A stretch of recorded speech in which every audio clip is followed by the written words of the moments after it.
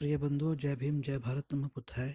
मैं निखिल सबलानिया, नई दिल्ली से आज आपके सम्मुख बाबा साहेब डॉक्टर भीमराव अंबेडकर जी की पुस्तक who were untouchables and how they become untouchables, जिसको हिंदी में शीर्षक दिया गया है कि अछूत कौन थे और वे अछूत कैसे बने, सुनाने जा रहा हूँ।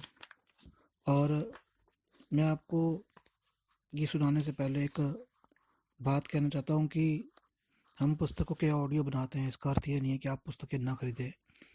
पुस्तकें मिशनरियों द्वारा छापी जाती है, मिशनरियों द्वारा बेची जाती है, इसलिए पुस्तकें ज़रूर खरीदें। और पुस्तकों में आप नोट कर सकते हैं कई चीज़ें। और पुस्तकें साथी होती है मनुष्य की, और पुस्तकें आप एक से दूसरी पीढ़ी तक दे सकते हैं। पुस्तकें पढ़ने के लिए कोई बिजली की ज़रूरत नहीं पड़ती। आप कहीं भी बैठ के इनको थोड़े से उजाले में पुस्तक को पढ़ सकते हैं। तो मैं पुस्तक शुरू करता हूँ, और पहले मैं इस पुस्तक की प्रस्तावना, जो कि स्वयं बाबा साहेब डॉक्टर भीमराव अंबेडकर जी ने लिखी थी, उसे आपको सुनाता हूँ। यह पुस्तक मेरी पुस्तक द शूद्र who they were and how they came to be the fourth one of Indo Aryan society, जिसका प्रकाशन 1946 में हुआ था, अंतः परिणाम है। शूद्रों के अतिरिक्त हिंदू सभ्यता ने 3 और वर्णों को जन्म दिया। इसके अतिरिक्त किसी और वर्ग के अस्तित्व की ओर वांछित ध्यान नहीं दिया गया है। ये वर्ग है जरायम पेशेवर कबीले, जिनकी जनसंख्या लगभग 2 करोड़ है, आदिम जातियां जिनकी जनसंख्या लगभग 1.5 करोड़ है, अछूत जिनकी जनसंख्या लगभग 5 करोड़ है। इन वर्गों का अस्तित्व एक कलंक है।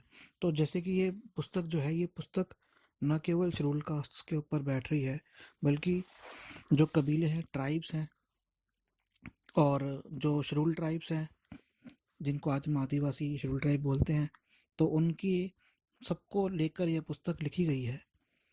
इन वर्गों का अस्तित्व एक कलंक है। इन सामाजिक सृष्टियों के संदर्भ में यदि हिंदू समाज को मापा जाए तो इसे कोई सभ्य समाज नहीं कह सकता। मानवता का उत्पीड़न और दमन करने के लिए इसका यह एक पैशाचिक धूर्तता है। नाम उसका तो कलंक होना चाहिए। देखिए, ये पुस्तक चूंकि इंग्लिश से हिंदी में अनुवादित की गई है, इसलिए कई जगह पर पढ़ने सुनने में आपको अटपट लगेगी, लेकिन आप उसका भावार्थ स्वयं समझिए और वह सरल होगा आपके लिए समझना। मैं आगे पढ़ता हूँ। उस सभ्यता को और क्या नाम दिया जाए जिसने ऐसे समाज को जन्म दिया हो, जिसे अपने भरण पोषण के लिए अपराध करने की मान्यता प्राप्त हो। एक अन्य वर्ग को सभ्यता के नाम पर आदिकाल से ही बर्बरतापूर्ण जीवन व्यतीत करने के लिए बाध्य किया हो। और तीसरा वह जन समूह है जिसके साथ अमानवीय व्यवहार किया जाता हो, जिसको छूने भर से अपवित्रता का दोष लग जाए। किसी अन्य देश में यदि ऐसी जातियां रहती तो लोग अपने मन को टटोलते और इनके मूल का पता लगाते, परंतु इस बारे में हिंदुओं के कान पर जू तक नहीं रेंगती। कारण सीधा है, हिंदुओं को ऐसे वर्गों के प्रति कोई खेद या लज्जा नहीं, कोई गैरत नहीं, और न ही वे उनकी दुर्दशा का दायित्व अपने सिर पर लेते हैं, और न ही इसके उद्गम और विकास के बारे में जानने का प्रयास करते हैं। दूसरी ओर प्रत्येक हिंदू को यह शिक्षा दी जाती है कि हिंदू सभ्यता न केवल प्राचीनतम है बल्कि अपूर्व भी है। वे ऐसा ही समझते हैं और मानते हैं, परंतु यह जान लेना कोई आसान काम नहीं है कि आखिर किस बिना पर वे हिंदू सभ्यता को अपूर्व समझते हैं। हिंदू बेशक इसे पसंद न करे, किंतु यह बात गैर हिंदुओं को झकझोर देती है। इस दावे पर एक ही आधार है इस दावे का एक ही आधार है कि इन जातियों के ऐसे अस्तित्व के लिए हिंदू समाज ही जिम्मेदार है। ऐसे वर्गों का अस्तित्व एक अजूबा है और कोई हिंदू इसका जवाब देने की आवश्यकता नहीं समझता, क्योंकि तथ्य से कोई इनकार नहीं कर सकता। लोग तो इतना ही चाहते हैं कि हिंदू यह एहसास करे कि यह गौरव की नहीं, गैरत की बात है। हिंदू समाज के जहन में यह बात घर कर गई है कि हिंदू सभ्यता का मानस श्रेष्ठतम और पवित्र है, जिसका श्रेय हिंदू विद्वानों की विशिष्ट मानसिकता को है। आज विद्वता का पूरा ठेका सिर्फ ब्राह्मणों को मिला हुआ है। दुर्भाग्य से इन्होंने आज तक कोई वॉल्टेयर पैदा नहीं किया जिसमें कैथोलिक चर्च के सिद्धांतों के विरोध में बिगुल बजाने की ईमानदार बौद्धिकता रही हो। भविष्य में भी किसी ऐसे व्यक्ति के प्रकट होने की आशा नहीं है। यह ब्राह्मणों की विद्वता पर घोर कलंक है कि वे एक वॉल्टेयर पैदा नहीं कर सके। यदि इस बात को ध्यान में रखा जाए कि ब्राह्मण ही शिक्षित है, तो किसी को इस पर कोई आश्चर्य नहीं होगा। वे मनीषी है ही नहीं। एक शिक्षित और मनीषी व्यक्ति में जमीन आसमान का अंतर है। पहला वह जो वर्ग चेतना से अभिभूत है और अपने वर्ग के हित के लिए ही मरता है। दूसरा निश्चल व्यक्ति वह है जिसके मन में वर्ग भेद की चेतना नहीं होती। क्योंकि ब्राह्मण केवल शिक्षित है, इसलिए उसने कोई वॉल्टेयर पैदा नहीं किया। ब्राह्मण ने कोई वॉल्टेयर क्यों पैदा नहीं किया? इस सवाल का जवाब भी एक सवाल ही है। तुर्की का सुल्तान इस्लाम जगत की धर्म की जड़ें क्यों नहीं उखाड़ पाया? कोई पोप पादरी कैथोलिक वाद की निंदा क्यों नहीं करता? इंग्लैंड की संसद ने ऐसा कानून क्यों नहीं बनाया कि किस तरह देश की तमाम नीली आंखों वाले किशोर किशोरियों को मार दिया जाए? इसका वही कारण है कि सुल्तान या पोप या ब्रिटिश संसद से कार्य करने में चुप रहे। इसका कारण यही है कि सुल्तान या पोप या ब्रिटिश संसद ये कार्य करने में चुप रहे। वैसे ही ब्राह्मण भी कोई वॉल्टर पैदा नहीं कर सका। इस बात को समझा जा सकता है कि किसी व्यक्ति या उसके वर्ग के स्वार्थ उसके मनोभावों को जकड़ लेते हैं और वह वैसा ही बौद्धिक कार्य करता है। ब्राह्मणों के हाथ में जो सत्ता है और उनकी जो हैसियत है, वह हिंदू सभ्यता की देन है, जिसमें उसे सर्वोच्च स्थान अर्पित कर रखे हैं और छोटी जातियों को नाना प्रकार की पाबंदियों से जकड़ रखा है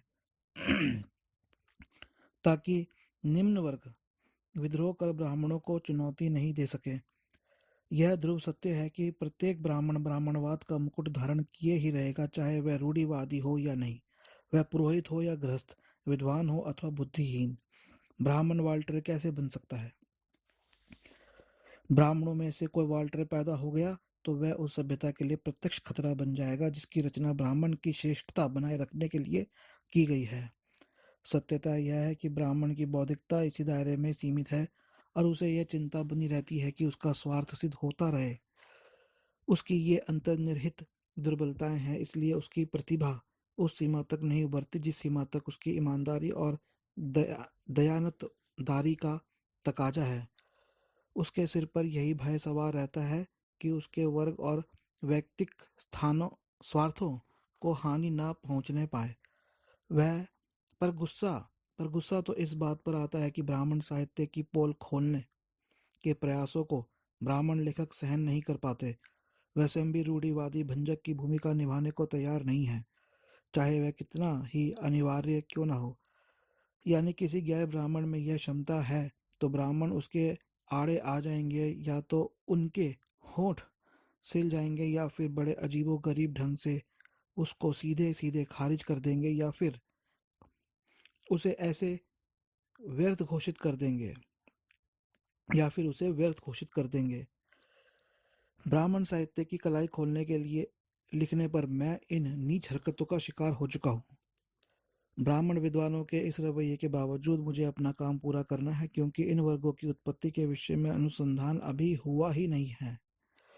यह पुस्तक में एक सबसे अभागे वर्ग अछूतों की दशा पर प्रकाश डाला गया है। इस पुस्तक में एक सबसे अभागे वर्ग अछूतों की दशा पर प्रकाश डाला गया है।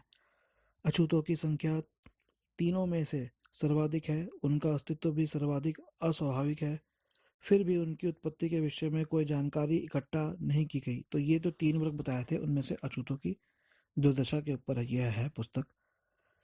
यह बात पूरी तरह समझी जा सकती है कि हिंदुओं ने यह कष्ट क्यों नहीं उठाया। पुराने रूढ़िवादी हिंदू तो इसकी कल्पना भी नहीं करते कि छुआछूत बरतने में कोई दोष भी है। वे इसे सामान्य और स्वाभाविक कहते हैं और ना ही इसका उन्हें कोई पछतावा है और ना ही उनके पास इसका कोई स्पष्टीकरण है। नए जमाने का हिंदू गलती का एहसास करता है, परंतु वह सार्वजनिक रूप से इस पर चर्चा करने से कतराता है कि कहीं विदेशियों के सामने हिंदू सभ्यता की पोल खुल जाए कि यह ऐसी निंदनीय तथा विषैली सामाजिक व्यवस्था है अथवा जो छुआछूत जैसी नृशंसता की जननी है। परंतु आश्चर्य तो इस बात का है कि अस्पृश्यता का मुद्दा आज तक यूरोप के समाजशास्त्रियों की नज़र में ही नहीं आया, क्योंकि यह समझना तो मुश्किल है, फिर भी यह वास्तविकता तो है ही। यह पुस्तक एक ऐसे विषय पर है जिसकी प्रत्येक व्यक्ति ने उपेक्षा की है। मार्गदर्शक प्रयास समझी जा सकती है। मैं कहना चाहता हूँ कि यह पुस्तक मुख्य प्रश्न के सभी पहलुओं पर प्रकाश नहीं डालती, वरन अस्पष्टता की उत्पत्ति पर भी उन सब प्रश्नों पर भी विचार करती है। मैं एक प्रश्न को दोबारा पढ़ूंगा। मैं कहना चाहता हूँ कि यह पुस्तक मुख्यतः प्रश्न के सभी पहलुओं पर ही प्रकाश नहीं डालती, वरन अस्पष्टता की उत्पत्ति भी उन सब प्रश्नों पर भी उत्पत्ति पर भी उन सब प्रश्नों पर भी विचार करती है जो इससे संबंधित है। कुछ प्रश्न तो ऐसे हैं कि उनके विषय में बहुत कम लोग जानते हैं और जिन्हें इसके बारे में कुछ पता भी है तो इसका उत्तर ढूंढने में सफल ना होकर हतप्रभ होकर बैठ जाते हैं। केवल कुछ का उल्लेख करके यह पुस्तक उनका समाधान प्रस्तुत करेगी। जैसे अछूत गांवों के सिरे पर क्यों रहते हैं? गाय का मांस खाने से कोई अछूत कैसे बन गया? क्या हिंदुओं ने कभी गौमांस नहीं खाया? गैर ब्राह्मणों ने गौमांस भक्षण क्यों त्याग दिया? ब्राह्मण शाकाहारी क्यों बने? इस पुस्तक में इनमें से प्रत्येक का उत्तर सुझाया गया है। हो सकता है इस पुस्तक में उन प्रश्नों के उत्तर पढ़कर सबके मुंह लटक जाएं, फिर भी यह पता लगे चलेगा कि यह पुस्तक पुरानी बातों पर नई दृष्टि से विचार करने का प्रयास अवश्य है। इस पुस्तक में अस्पष्टता के जिस सिद्धांत को प्रतिपादित किया गया है वह एक सर्वथा नया सिद्धांत है। इसमें निम्नांकित बातें हैं। हिंदुओं और अछूतों के बीच नस्ल का कोई अंतर नहीं है। आरंभ में हिंदुओं और अछूतों के बीच अंतर छुआछूत शुरू होने से पहले एक कबीले के सदस्यों और दूसरे कबीले के छितरे हुए कबीले के सदस्यों के बीच अंतर था। अंततः एक बहिष्कृत के छितरे हुए लोग अछूत कहलाए। जैसे नस्ल छुआछूत का आधार नहीं है, वैसे व्यवसाय भी अस्पष्टता का आधार नहीं है। अस्पष्टता की उत्पत्ति के दो मूल कारण हैं: ब्राह्मणों द्वारा बहिष्कृत लोगों और बौद्धों के प्रति तिरस्कार भाव रखना तथा घृणा करना, बहिष्कृत लोगों द्वारा गौमांस भक्षण जारी रखना जबकि दूसरों ने उसे त्याग दिया था। अस्पष्टता का उद्गम तलाश करने के लिए अछूतों और अशुचियों दूषितों के बीच अंतर करने में सावधानी बरतनी चाहिए। सभी हिंदू लेखकों ने अछूतों को अशुचि बताया, यह एक गलती है। अस्पृश्य और अशुचि एक दूसरे से भिन्न हैं। अशुचियों का अस्तित्व धर्मसूत्रों के समय से आरंभ होता है, जबकि छुआछूत बहुत बाद में 400 ईसा से अस्तित्व में आई। ये निष्कर्ष इतिहास की खोज का परिणाम है। एक इतिहासकार के सामने क्या लक्ष्य होना चाहिए उसकी गेटे ने परिभाषा दी है। वे कहते हैं, इतिहासकार का कर्तव्य है कि वे सच्चाई को झूठ से और निश्चय को अनिश्चय, असंदिग्ध को संदिग्ध से अलग करने के लिए नीरशीर विवेक से काम लें। प्रत्येक खोजकर्ता को सब बातों पर विचार करने से पूर्व एक न्यायकर्ता की भावना अपनानी चाहिए। उसे उन्हीं बातों पर विश्वास करना है जिसके साक्ष्य संपूर्ण हो, प्रमाण स्पष्ट हो, तभी वह अपना निष्कर्ष निकालता है और अपनी राय देता है, भले ही उसका मत उसके पूर्वगामी व्यक्ति से मेल न खाए। जहाँ तक प्रासंगिक और आवश्यक तथ्यों का संबंध है, गेटे के उपदेश पर आचरण करने में कोई कठिनाई नहीं हो सकती। उसका उपदेश बहुत मूल्यवान है और आवश्यक है, लेकिन गेटे ने यह नहीं बताया है कि उस समय इतिहासकार क्या करे जब कुछ कड़ियाँ टूटी हुई हैं, जब महत्वपूर्ण घटनाओं से संबंधित प्रमाण उपलब्ध ही न हो। मुझे यह इसलिए कहना पड़ रहा है कि अछूतों की उत्पत्ति की खोज करने और तत्संबंधी समस्याओं के बारे में मुझे कुछ सूत्र नहीं मिले हैं। यह सत्य है कि ऐसा मैं ही अकेला व्यक्ति नहीं हूँ जिसे इस समस्या से जूझना पड़ा है। प्राचीन भारत के सभी अध्येताओं के सामने यह कठिनाई आती है। भारतीय इतिहास के बारे में चर्चा करते हुए माउंट स्टुअर्ट एल्फिंस्टन का कहना है, सिकंदर के आक्रमण से पूर्व भारतीय इतिहास की कोई तिथियां निश्चित नहीं है और इस्लाम विजय के पूर्व वास्तविक घटनाओं के बीच कोई संपर्क सूत्र नहीं है। यह एक दुखद बात है, किंतु कोई चारा भी नहीं है। प्रश्न यह है कि इतिहास का विद्यार्थी क्या करे? क्या वह झक मारकर अपने हाथ खड़े कर दे और तब तक बैठा रहे जब तक खोए सूत्र खोज नहीं लिए जाते? मेरे विचार में नहीं। मैं सोचता हूँ ऐसे मामलों में उसे अपनी कल्पना शक्ति और अंतःदृष्टि से काम लेना चाहिए ताकि टूटे हुए सूत्र जुड़ सकें और कोई स्थानापन प्राकलन प्राकलन मान लेना चाहिए ताकि ज्ञात तथ्यों और टूटी कड़ियों को जोड़ा जा सके। मैं स्वीकार करता हूँ कि हाथ पर हाथ रखकर बैठे जाने के बजाय मैंने टूटे सूत्रों को जोड़ने के लिए यही मार्ग अपनाया है। मेरी खोज का तिरस्कार करने के लिए आलोचक इस कमी का उपयोग करेंगे। यदि उनकी यह प्रतिक्रिया होगी तो मैं उन्हें चेताऊंगा कि यदि यही नियम है कि ऐतिहासिक निष्कर्ष निकालने के लिए इतिहास में वर्णित निष्कर्षों को ही मान्यता दी जा सकती है, तो यह नियम गलत है। यदि इन समस्याओं में उलझे रहना है, एक, कौन सी बात सीधे साक्ष्यों पर आधारित है, किसमें लेखक ने कल्पना शक्ति का उपयोग किया है। दो, यदि कोई खोज संभव है तो क्या वह मेरी नज़र से बेहतर है। पहली स्थिति में मैं कहूँगा कि कोई शोध इस कारण निराधार नहीं कही जाती कि उसका कुछ अंश अनुमान पर आधारित है। मेरे आलोचकों को यह ध्यान में रखना होगा कि हम ऐसी व्यवस्था की खोज में हैं जिसका प्राचीन स्रोत अनुपलब्ध है। अछूतों की उत्पत्ति की व्याख्या करने का प्रयत्न ऐसा इतिहास लिखना नहीं है जिसका क्लेवर निश्चित हो। यह एक ऐसा इतिहास फिर से लिखना है जिसकी विषय वस्तु नहीं है, और यदि है भी तो उसका इस प्रश्न से सीधा संबंध नहीं है। इन हालात में हमें लक्ष्य तक पहुंचना है। जो सामग्री लुप्त है या उससे यदि कुछ संकेत मिलते हैं तो चाहे 100% सफलता न भी मिले तब भी सत्य का अनुसंधान तो करना ही होगा। यह काम अतीत को पुनर्जीवित करना, तथ्यों का संकलन करना और उन्हें जोड़ना और एक नई कथा को जन्म देना, यह कार्य उसके सदृश है जब कोई पुरातत्ववेत्ता टूटे फूटे पत्थरों को जोड़कर एक नए शहर की रचना कर दे, या कोई जीवाश्म शास्त्री किसी लुप्त जीव की बिखरी हुई हड्डियों और दांतों को जोड़कर उसकी आकृति बना दे, या कोई चितेरा अंतरिक्ष की रेखाओं अवशेषों को निकालकर पर्वत की ढलान पर एक दृश्य की रचना कर दे। ऐसी पुस्तक की रचना भी इतिहास से अधिक कलाकृति है। अस्पष्टता की उत्पत्ति भी अतीत के गर्भ में समाई हुई है जिसे कोई नहीं जानता। इसे जीवंत बनाना एक इतिहास को नगर का रूप देने के प्रयत्न के समान है जो युगों पूर्व नष्ट हो गया था, उसे मूल स्वरूप प्रदान करने के समान है।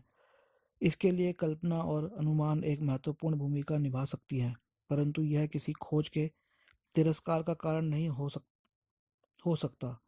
बिना कुशल कल्पना के वैज्ञानिक प्रश्न हल नहीं होते और सही अनुमान विज्ञान की आत्मा है।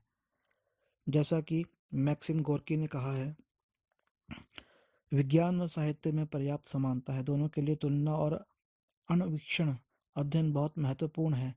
कलाकार और वैज्ञानिक दोनों के लिए कल्पना और अंतर्दृष्टि की आवश्यकता है। कल्पना और अंतर्दृष्टि उन संपर्क सूत्रों को जोड़ने वाली कड़ी है जो लुप्त हो गई है, और वैज्ञानिकों को अनुमान तथा सिद्धांत निश्चित करने का मार्ग प्रशस्त करते हैं जो मोटे तौर पर ठीक से और सफलतापूर्वक प्रकृति के रूप और प्रकृति के अध्ययन की सोच प्रदान करता है। ये साहित्यिक कृतियां हैं। पात्रों की रचना और उनके रूप निर्धारण के लिए भी कल्पना और अंतर्दृष्टि अपनी सोच के अनुरूप सृष्टि करती है। इसलिए खोई हुई कड़ियों को पुनः जोड़ने का प्रयास करने के लिए मुझे क्षमा याचना करने की आवश्यकता नहीं है। केवल इसलिए मेरे सिद्धांतों को दूषित कहा जाना चाहिए कि इन कड़ियों का आधार शुद्ध संयोजन नहीं है। मेरा सिद्धांत तथ्य और तथ्यों के अनुमान पर आधारित नहीं है। वह अनुमानित प्रकृतियों के परिस्थितिजन्य साक्ष्यों पर आधारित है जिसमें संभावनाओं की बहुत आशा है। ऐसी कोई बात नहीं है कि मैं अपने सिद्धांत के बारे में अपने पाठकों से स्वीकृति का अनुरोध करूं कि वे उन पर विश्वास करते हुए स्वीकार कर लें। मैंने कम से कम यह तो बता दिया है कि इसके पक्ष में जो संभावनाएं मैंने प्रस्तुत की हैं उसका उनका कोई आधार है। मैंने एक झलक मात्र ही प्रस्तुत की है। इसे यह कहना कि उसका आधार कोई प्रामाण्य निर्णय नहीं है, बाल की खाल निकालना है। मेरे अध्ययन में दूसरी बात यह है कि मेरे आलोचक इस बात पर ध्यान दें कि मैं अपनी कृति को अंतिम मानने का दावा नहीं करता। मैं उनसे नहीं कहूँगा कि वे इसे अंतिम निर्णय मान लें। मैं उनके निर्णय को प्रभावित करना नहीं चाहता। वे अपना स्वयं निर्णय लें। मैं तो इतना ही कहूँगा कि क्या मेरा यह सिद्धांत फिलहाल कुछ काम का है या नहीं। जब तक कि कोई वैध अनुमान किया जा सके जो तथ्यों के निकट हो, उन्हें एक अर्थ देता हो, जिसके बिना उसका कार्य कठिन हो जाए, तो अवश्य उसे लेकर आगे बढ़ा जा सकता है। मेरी अपने आलोचकों से यही आकांक्षा है कि वे इस पर निष्पक्ष दृष्टिपात करेंगे। 1 जनवरी 1948, 1 हार्डिंग एवेन्यू, नई Delhi. Doctor B R Ambedkar. तो ये doctor B R Ambedkar ji ने अपने पुस्तक की प्रस्तावना लिखी। मूलतः वह इसमें ये कहना चाह रहे हैं कि क्योंकि कैसे छुआछूत आई, इसके कोई प्रमाण या इसके कोई प्रॉपर एविडेंस नहीं है। और जैसा कि भारत के इतिहास के अंदर कुछ भी इतिहास ढंग से लिखा नहीं है। और आप भी जानते हैं कि आज भी जो लिखा जा रहा है, जो राजनेता होते हैं वो केवल अपने ही बातें लिखते हैं, अपनी प्रशंसा लिखते हैं। तो ये भी नहीं है कि जो इतिहास में लिखा जा रहा है वह भी सत्य ही हो। और यह भी एक सत्य है कि इतिहास की सही बातें, जिन कारणों से इतिहास बदलता है, वे कारण हमें सही बातें हमें कभी पता नहीं लग पाती। हम सिर्फ और औरों के मुंह से जानते हैं कारण को और इतिहास को देखते हैं। तो बाबा साहेब अपने इस प्रस्ताव में यही बता रहे हैं कि बेशक भारत का इतिहास स्पष्ट नहीं है, लेकिन जो उन्होंने कड़ियाँ जोड़ी हैं, आप वह कहीं ना कहीं साक्ष्यों पर आधारित है। कहीं ना कहीं जो जैसे वैज्ञानिक दृष्टिकोण है उसके अंदर, क्योंकि विज्ञान भी बिना कल्पना के नहीं चलता। तो अगला भाग हम शुरू करेंगे, जो कि होगा भाग 1, तुलनात्मक सर्वेक्षण अध्ययन 1, गैर हिंदुओं में छुआछात, और उसमें अध्ययन 2 होंगे, हिंदुओं में छुआछात। तब तक के लिए मुझे आज्ञा दीजिए। जय भीम, जय भारत, नमो बुद्धाय। प्रिय बंधु, जय